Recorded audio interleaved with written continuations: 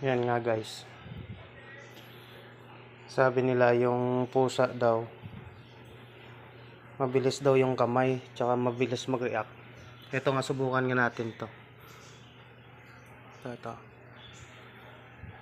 Tingnan natin kung mabilis yung mag-react. Uy! Tinamaan man.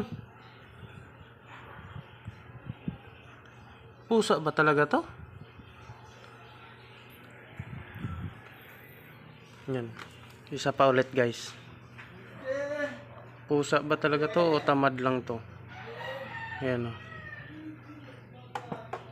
Wala, tama pa rin. Sorry ah. Tamad lang talaga siguro to. Ming!